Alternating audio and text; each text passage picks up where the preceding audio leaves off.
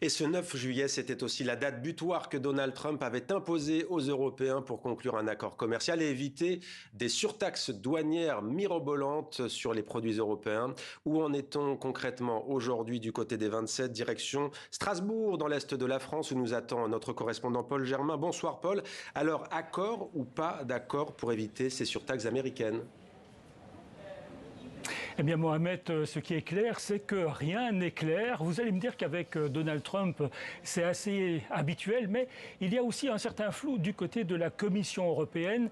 Ce matin, ici à Strasbourg, Ursula von der Leyen a indiqué que les négociations avec Washington se poursuivent. On a donc compris que la date butoir du 9 juillet était modulable et on parle maintenant d'une nouvelle échéance fixée au 1er août. Alors, qu'est-ce qui se trame ? Les Américains auraient communiqué leurs conditions au 27 et ça ressemblerait un petit peu à l'accord conclu avec les Britanniques qui ont accepté des surtaxes douanières s'élevant à 10% en moyenne.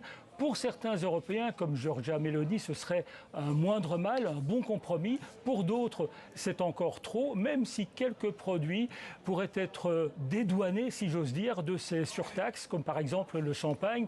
Mais en revanche, pas sûr que Donald Trump fasse un geste envers le secteur automobile qui est essentiel pour l'Allemagne et qui est déjà taxé à 25%. Donc, on en revient à cette question. L'Union européenne doit-elle répliquer et lancer ces mesures de représailles ? Et ces mesures sont prêtes, c'est ce qu'a dit Ursula von der Leyen ce matin, mais on voit bien que l'Europe a peur de dégainer. Et la Commission européenne préfère d'abord attendre la lettre officielle de Donald Trump. Et on sait que Donald Trump termine souvent ses lettres en disant « Vous ne serez jamais déçus par les États-Unis d'Amérique ».